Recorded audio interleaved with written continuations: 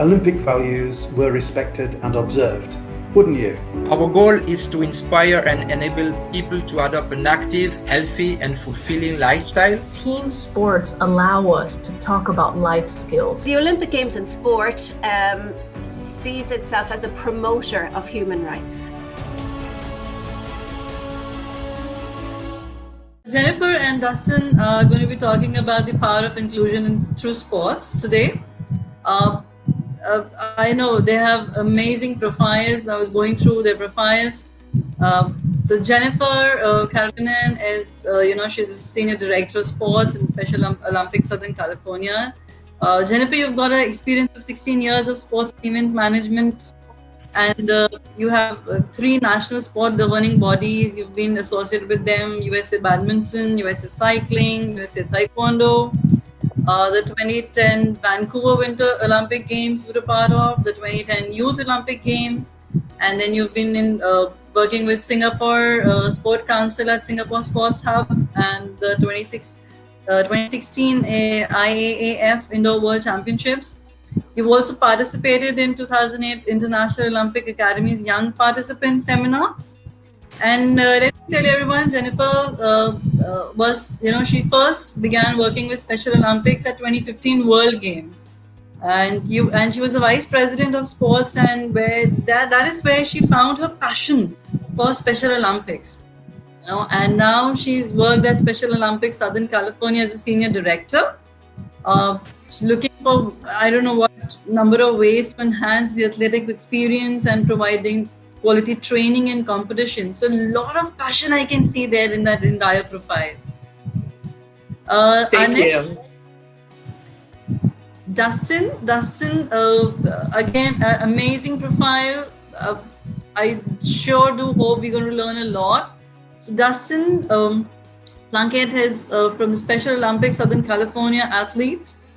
He has been active in Special Olympics for more than 23 years now, Dustin. He has thrived both as an athlete and as a public speaker, which is not a small task for a young man with speech impairment. And Dustin we know has a cleft palate in addition to his intellectual disability. Dustin has risen to the highest ranks of athlete leadership as an international global messenger, where he has had the opportunity to travel the world, which is one of his fondest memories he shares was sharing the stage with Yao Ming at the World Games in Shanghai. We would like to hear about that, Dustin, sometime. Plunkett also relishes such each opportunity he can, get to reach people, share his own story of successes, talking about adversity in order to inspire others to do the same. And Special Olympics has empowered him to take control of his own life. He's also been a member of the board of directors of LA 2015, as well as a member of the GOC for LA 2015. So during the 2015 and 2017 World Games, he served as an ESPN analyst, calling the parade of athletes live on ESPN during opening ceremonies. Everything just, tops the other. So today, Dustin works for Special Olympics Southern California as a manager of outreach and international speaker. He's also a member of the Lakewood Toastmasters.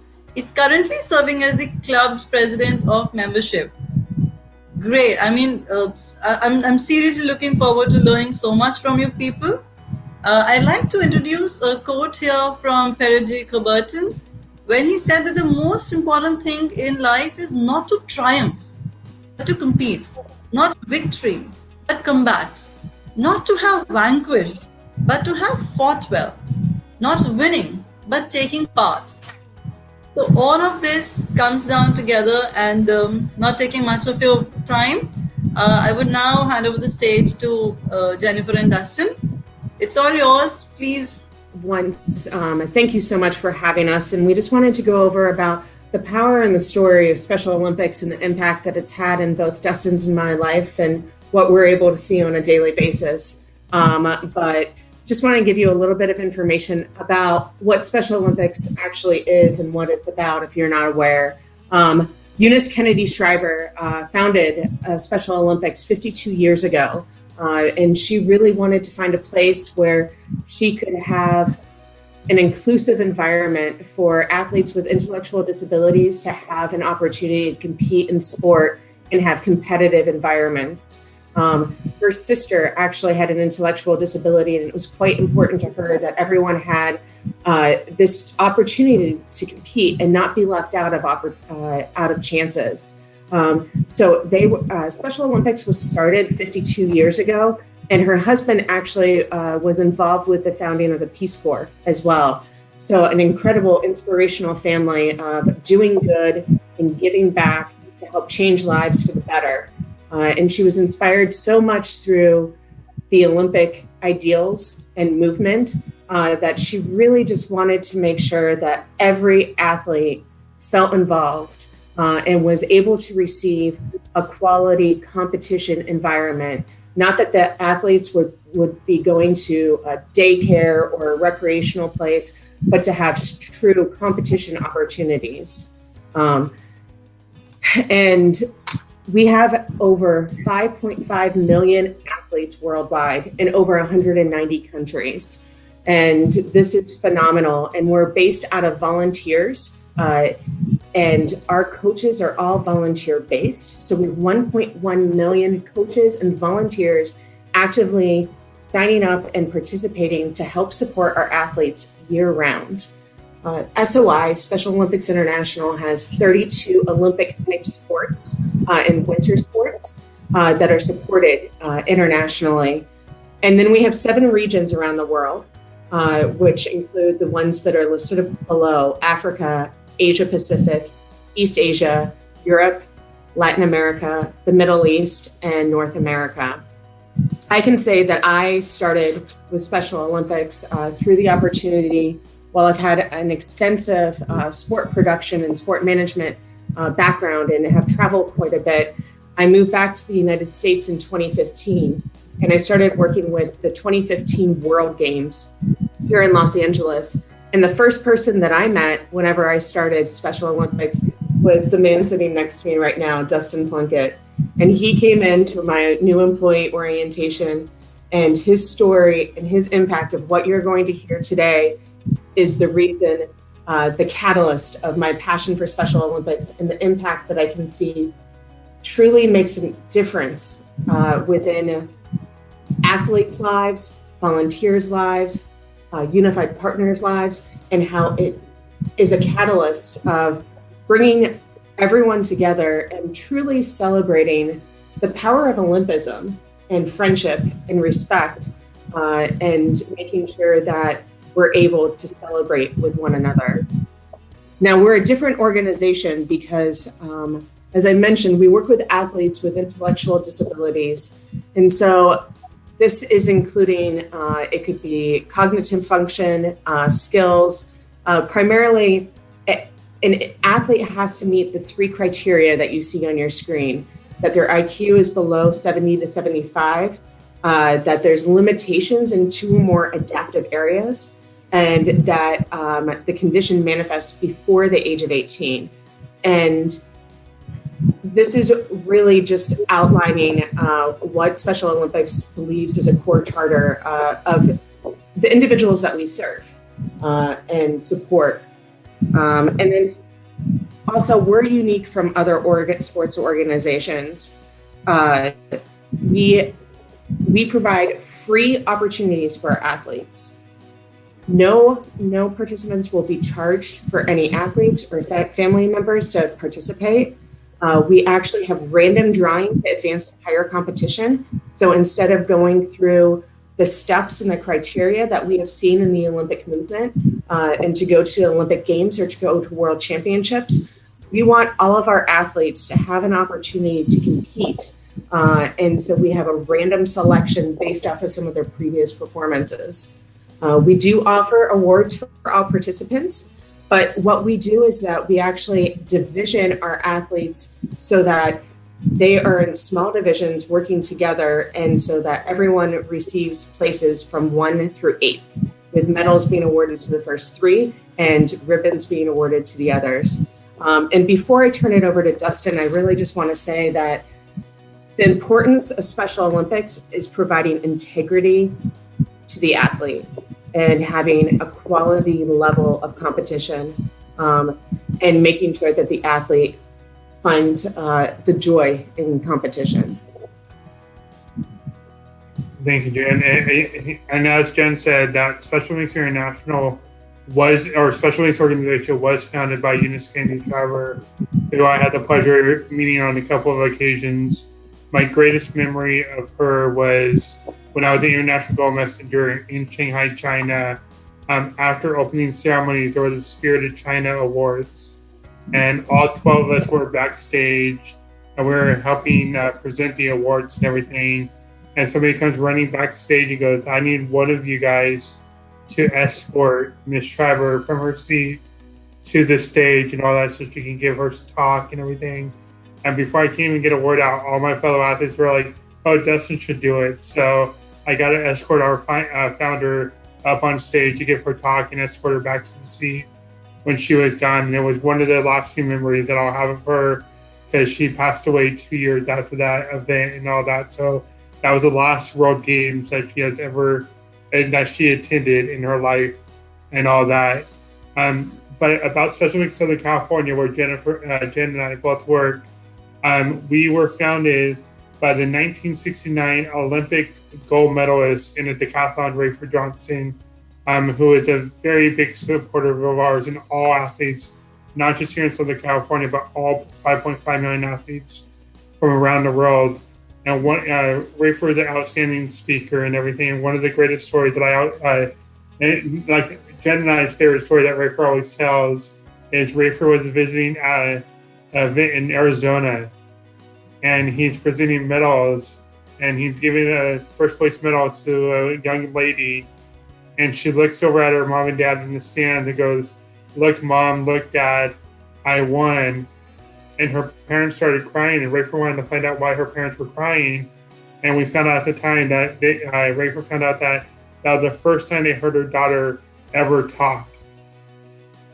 First word they ever heard her say. And it's like, that was the power of our movement. That's what Eunice Kennedy Shriver wanted to have happen all around the world and all that. In 1994, 1995-ish, California was so big that we split into two chapters, Northern California and Southern California. Where in Southern California, we currently have about 38,000 athletes throughout a good footprint of ours. We're in 7 different regions across Southern California here. We have so many amount of great coaches and volunteers that are out at each and every event, giving their all to our athletes, making sure they're safe at every aspect of it. They have the water that they need to stay hydrated.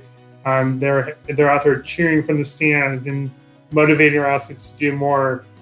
They also help us put on our 200 plus events a year for our athletes, whether it's our community engagement or it's our school games or it's our healthy athletes, and so many more events. And then we have great sponsors and donors that help us fundraise money and allow us to do competitions and everything. But as I said, we're only serving 38,000 athletes. But the population of Southern California is about 23 million approximately, and 2.5% of that population, which is the 575,000 people in Southern California that have an intellectual disability. And we're barely scratching the surface and only serving 38,000 of them right now. And we want to share that, knowing that also worldwide, that this is a challenge that all Special Olympics chapters and organizations face, how we're able to impact more lives. And we want to take advantage of that opportunity where we can touch lives in general. Yeah, and the numbers around the world, to give you the world figure, is in the world there's over 200 million people with intellectual disabilities, and we're only serving 5.5 million of them. So that's just to give you guys the scope of what the numbers are on a worldwide figure. Next is a mission of Special Olympics, which is the one thing we all live by. Like, the athletes love this mission, our staff loves this mission. The only thing that's wrong with it is the longest run-on sentence in the world today. But the great thing about the mission is our athletes, they really take away from this mission, because you always see them demonstrate courage out there. They're showing up to their competitions. They're having a great time. They're going out and giving speeches, or they're going out and doing something in the community, and they're demonstrating courage and going beyond their limits that they ever thought that they can do. And they're always experiencing joy, whether it's winning gold medals, making new friends, and all that. And we're always willing to share our gifts, skills, and friendship with our colleagues or our friends and the family members, our community. And it's a great way, and it's a great segue because it really compares very perfectly. Those three things compare perfectly with Olympism, and I want Jen to talk about that. Yeah, and this is why Special Olympics resonates so much with me. You know, having the opportunity to be at the International Olympic Academy and study Olympism with so many wonderful colleagues and friends. You know, understanding the excellence, the friendship, and respect, and celebrating every part of life. That is Special Olympics through and through, and I feel like it truly embodies the importance of Olympism and how it's changing lives every day.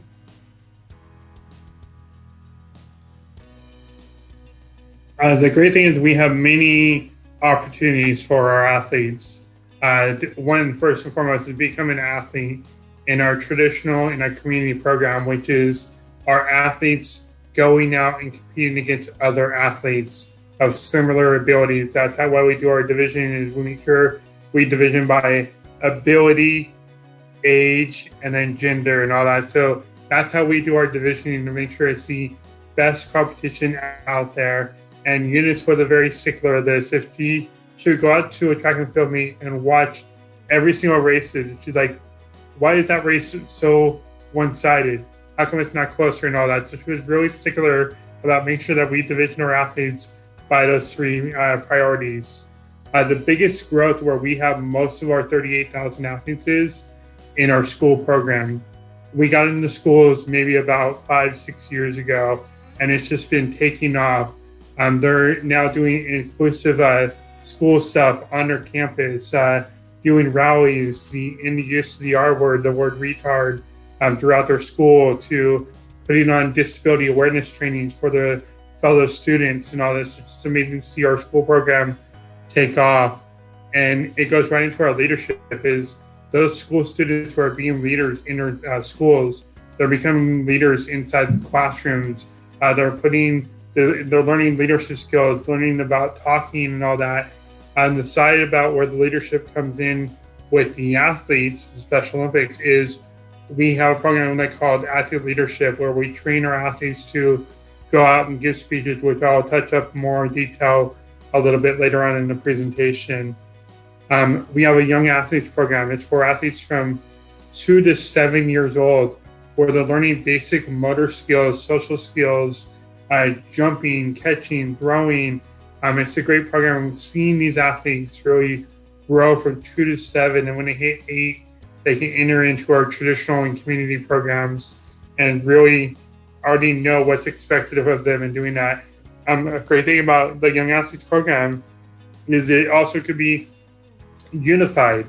And unified sports, it puts people with intellectual disabilities and without intellectual disabilities on the same team, where the goal is not only are they teammates and competing against each other, or competing with each other on the playing field, but off the playing field, that's where it comes in more play.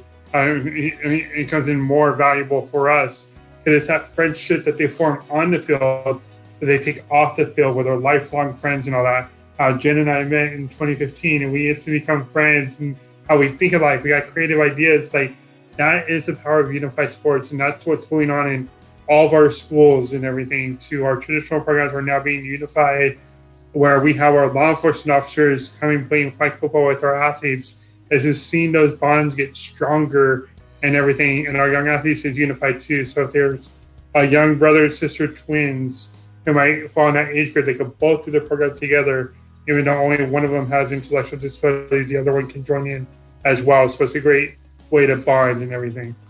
So one item that we wanted to bring up with everyone were the three most important items that Dustin and I feel of how inclusion is a part. Inclusion through sports, inclusion through health, and inclusion through schools. And so Dustin's been able to take the last slide and use examples of how we actively do that. But most importantly, that we're incorporating everything together, whether it's through training and competition, through athlete leadership, or community engagement. But I do want to ask Dustin a very important question that he posed to me a few months ago. And it's something that you can challenge yourself with, whatever organization, sports organization that you're working with. Dustin, are you here for or with the athletes? That's a great question, Jen. And when I first started, I always thought I was here for the athletes. I thought I was here to put together our athlete leadership program and train athletes to give speeches and go out there and get their message out there and become people that give their feedback that can help grow the program overall.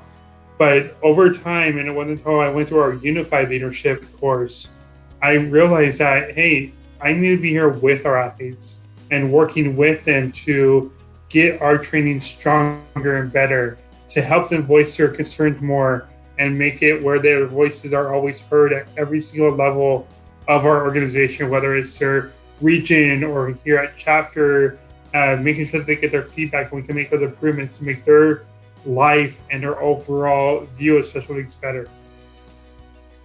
And thank you for that. And that's it. When Dustin asked me that a year ago, it really made me think as well about my purpose through working with sport for the last 16 years, as well as working with Special Olympics. And I answered recently to Dustin that I feel that I'm here to work for and with our athletes. In my previous career, working with some of our Olympic athletes, I'm definitely working for them and making sure that they're given opportunities. And that doesn't change here in Special Olympics, where I'm working to make our competition opportunities the best for them.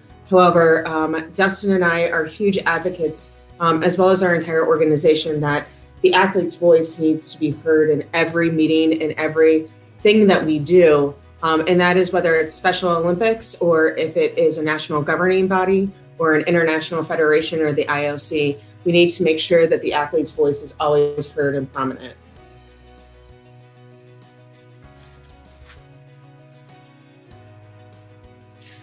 Inclusion through health. Most people don't know that Special Olympics is the largest healthcare screener for people with intellectual disabilities. And that is through our Healthy Athletes program, where here in Southern California, we have 6 disciplines, but overall, there is 7 different disciplines that our athletes can go through around the world and all this. This is where my heart is in this organization. I love everything I do with athlete leadership and all that, but my heart lies with Healthy Athletes fully because it impacted my life about 16 years ago. My coach saw my cheeks swelling up and he's like, hey, you need to go get your teeth looked at by a volunteer dentist. And it was during this screening that I was told that I needed to go see a dentist right away to get x-rays so they can figure out what's going on. And I go get those x-rays and the dentist comes back in the room and tells me, Dustin, brace yourself. I got some bad news for you, but don't worry about it. I know how to fix it. And he goes on to tell me that I had gum cancer forming in the upper left side of my mouth. And if it just went one more month longer, I wouldn't be alive today, sharing my $1 million smile with the world. So that's why Special Olympics to me is not just life-changing, it is a life-saving organization. And because of our Healthy Athletes program, it may be the only health screening our athletes may receive all year long is in this program and all that. So that's why it is important it catches medical things way in advance so they can be treated and get their lives back healthy again and help them recover on a quicker thing and make sure nothing serious happens to them. Another great program that we have here in Southern California that started in Special Olympics Oregon and we adopted it about 3 years ago is our Team Wellness program, which is a great 8-week program that teaches the athletes how to eat right, how to do warm-up exercise, stay fit, eat the right vegetables and not like fattening food, like making sure you're eating the good, like something with no sugar rather than something with sugar, having water instead of drinking the Coke. It's just like so great. And we had this one athlete down in San Diego that said, I always knew how to eat healthy and stay fit, but it wasn't until team wellness that I finally did it, because I had my teammates encouraging me and pushing me the right way. And I always regretted the junk food. But now that I had that push, he lost over 80 pounds in about a 4-month period. So it's just life-changing again right there in that program. And then finally, another strong pillar for us is inclusion through schools. And we have found that our schools program here in Southern California and throughout North America has been one of the most instrumental ways that we are able to teach the youth of how to have an inclusive society. What Dustin shared earlier about programs of working with a unified environment. So again, individuals with and without intellectual disabilities living together and understanding properly what inclusion is, and really making sure that we as a society know how to work better and stronger together. When this opportunity came up, Dustin and I were very excited because we worked together, and we've worked together for about 5 years now, but just to have the opportunity where we can be alongside and representing Special Olympics together, I know means a great deal to me. And the power of what I have seen through Special Olympics of truly changing lives, as Dustin mentioned, there have been athletes that haven't been able to speak, that have spoken. We had an amazing opportunity at World Games in 2015, where a coach actually called the health area and said, "What did you give the athlete?" And they said, "Nothing. We, cleaned out their ears because they had a lot of wax." Well, the athlete won't shut up now and will keep talking. And the athlete never spoke before, but the athlete wasn't able to hear until that opportunity. And then most importantly, I know for me, just being able to watch a soccer or football match, or being able to watch a track and field competition and able to see athletes rejoicing through sport and doing something that they never thought they would be able to before. Yeah, and the greatest line that I ever heard from our chairman of the board of directors for Special Olympics International, Tim Shriver, son of Eunice Kennedy Shriver, he always says, when in doubt, choose to include. So whenever you guys see somebody that's just having a bad day or off on their own, choose to include them. Go up to them and go, "Hey, can I join you for lunch?" Or, "Hey, you want somebody to talk to?" Just take that initiative and make sure that they're included in everything. They might be going through a bad day. Just having that conversation with you will change them and make them smile and all that. That's what Jen and I always do for each other. When we see one person down, we're like, "Hey, are you okay?" And it's like, we just put a smile on our face and we just jump up and get ready to go again. So definitely, when in doubt, choose to include. So thank you all. And if we can help you with any questions or anything that you may want to know.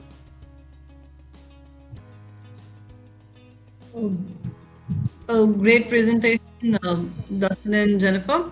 I was really bored by the fact that you were talking about 1 million volunteer coaches that you have associated with you.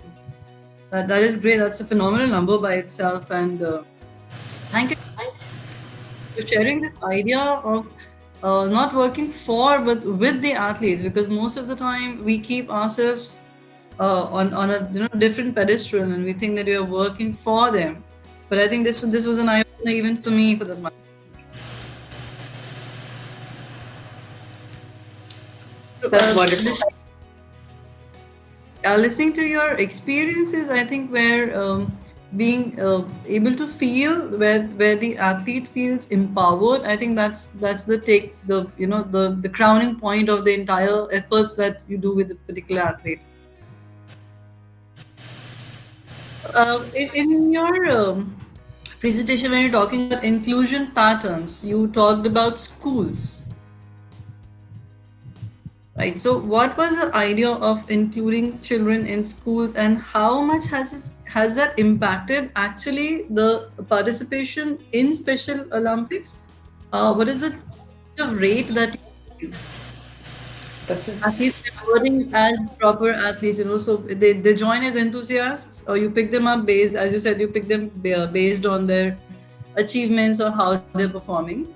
So how has the rate changed as far as the percentage in Special Olympics is concerned? Well, it's life changing in our schools. Like I went to go visit one of our schools and give a presentation there about how to become a public speaker and help them put their speeches together, just short thing. And I was hit home I was blown away by seeing the connection with the people with intellectual disabilities on our campus with normal gen ed students on our campus. Like you had the head cheerleader going up to the special education teacher going, "Hey, I want to take Jacob out to lunch and all this." And she's like, "Okay, that's fine. Let me have him grab his lunch and you guys can go out on the tables." And she's like, "No, Miss So-and-so, I want to take him off campus to go have lunch with me and some of my friends." And it's like, that was the power right there. And that's what it's all about, is that inclusion, that connection is why our schools is so important. That's why it helped us jump up. We had 8,000 athletes 15 years ago, and now we're up to 38,000 athletes. So 15 years, we grew by 30,000 athletes, and that was because of our schools program. We currently have over 80% of our 38,000 athletes are in our schools program. They're getting started at a younger age.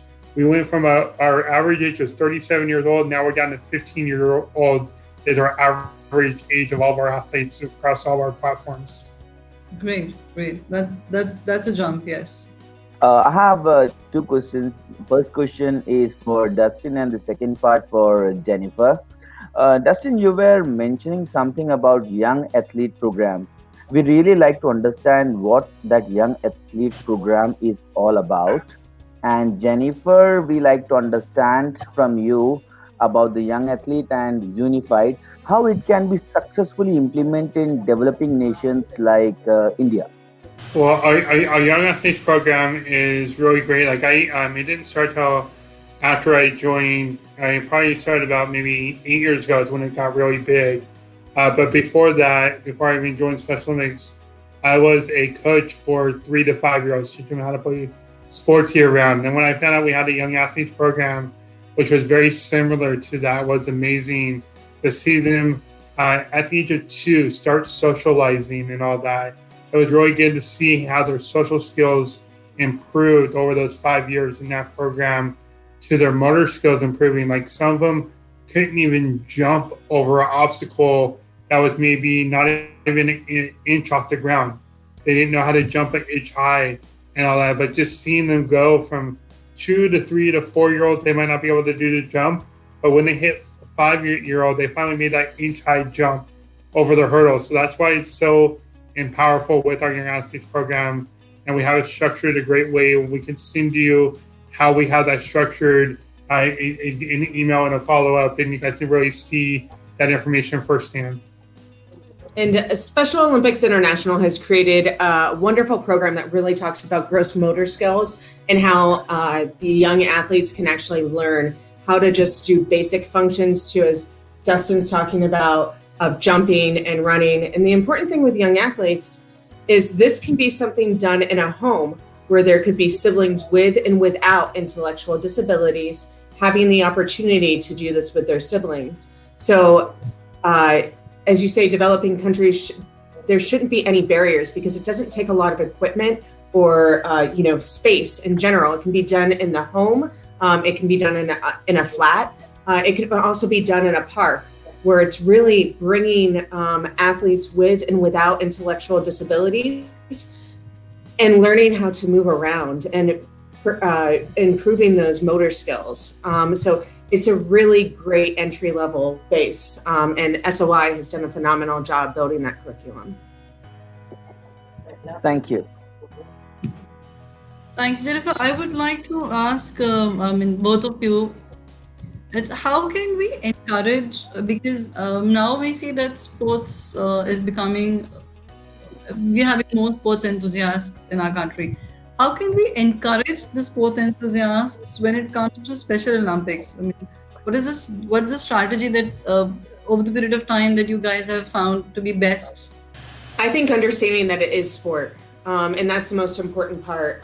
During the 2015 World Games, we did take advantage of having a lot of unified opportunities with celebrities and stars as well, of individuals taking how popular they are and bringing out and exposing Special Olympics to everyone as well. And I think that made quite an impact on a lot of people, but it doesn't have to be that. One of my favorite stories that I know about Dustin is one of our colleagues started and became friends with Dustin when he was around 16 playing softball recreationally. And so we were starting Unified even back then, 15, 20 years ago, where it's really just participating in sport altogether. So it's taking away the stigma of Special Olympics has to be different than other sports. I would encourage all of the national sports associations in India to offer one competition. If you're having, a football competition, provide one division that you invite Special Olympics athletes to participate, in that football match as well, so that Special Olympics athletes and also your other football athletes are competing with one another. Yeah, I then something that we didn't mention in our presentation is in India. There's over 1 million athletes involved in Special Olympics there in India, and the numbers there is just remarkable. It's a second highest athlete population there in India, just behind China, or I think I just recently passed China. It's just amazing to see. But as Jen said, the one reason why we connected so well is our passion for sports. Sports is the one key thing that can bring everybody together, no matter who you are, no matter what background you come from. It's a great way to get everybody involved. So I encourage you guys and challenge you guys to do the same thing that Jen said, was bring out a division of Special Olympics athletes.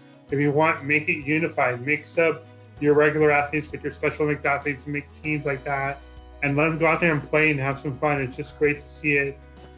We do it with our law enforcement officers. We did a unified flag football tournament where we had 5 officers and 5 athletes on the team, and just seeing them come together and working so well with each other in a short amount of time was just amazing to see that camaraderie and that team come together. Great. Can I have one question? Yes, please. Yes. Yeah, thank you. My question is for Jennifer. Jennifer, we have been reading a lot of research regarding the Special Olympic sports activities, which talks about in the training. I'm talking about the particular training aspect, which talks about creating inclusion, sharing, caring, and all. But now, post-COVID training systems, the standing operating procedures which are coming up, which talks about not to share the equipment, which talks about maintaining a distance while training, which talks about not allowing to mingle the athletes while training. It talks more on making independent training. How about, like, before that there were a lot of research like how to connect with the people. Now for the post-COVID phase, are you thinking on more research how to modify the training which is suitable for post-COVID-19, and you can have all the important aspects of inclusion and caring and sharing intact? Absolutely, and that's a great question. That is currently what I'm in meetings about most of the days right now, are looking at post-COVID, how our world is going to be impacted and what we're able to do. So there are a lot of restrictions and hygiene that we're taking into consideration. One thing I love about Special Olympics is we embrace and we hug and we high five and we show all of that quite a bit, but we also recognize that we have to work with athletes to take a step back. So while we're developing our programs, and I would be happy to speak with you and email with you, offline with this as well, but we're looking at, for example, football is one of our fall sports, and we're looking at if we want football, instead we take out if we do plyometrics and keep 6 feet apart, and we're working on more skills and drills so that athletes don't have to pick up the football, the soccer ball, and toss it and share it. Same thing with basketballs as well, are we, what restrictions are in place? There is a national organization here in America that is looking at youth sport named the Aspen Institute, and they have a risk management document that talks about 3 levels of introduction for sports going back post COVID-19, of going from skills to drills to eventual a bit more interaction and then to full-on scrimmages. And so we're looking at that in the U.S. Olympic and Paralympic committees, as well as Special Olympics International for guidance as we start to see what this new world will be. Thank you. It's very nice to listen that you are working on to it. Thank you. Point. Great. So I think it's been a wonderful session. Thank you so much, Dustin and Jennifer. Thank you, all of you. Anything else that you guys would like to share with us? We're all ears. I just would encourage, if you would like, we're both on Special Olympics Southern California's website, and please reach out to us if you have any questions. I think brainstorming and sharing is always the best way, especially during this whole COVID-19 situation as well. Yeah, and something that we definitely take into consideration, as Jen said, we're looking at ways to bring our athletes back together and all that. But we also need to take into consideration with what the CDC said is our athletes with intellectual disabilities are at a higher risk of getting COVID-19. So we're also taking that into consideration when we're looking into how are we going to come back and what ways are we going to come back as well. Thank you so much. It's been wonderful listening to you people, and I'm sure our audiences have learned a lot. So let me take this opportunity to thank you. Really, it was a very different kind of presentation that we had today. So thank you, Abhav, and let me please take this opportunity to thank the entire organizing committee and Dr. Narendra Batra, who is also the president of Indian Olympic Association, Mr. Prashant Kushwaha, who is the chairman of Indian Olympic Education Committee, and Dr. Rajesh Malek, who is the organizing secretary for the webinar and member of the Indian Olympic Education Committee.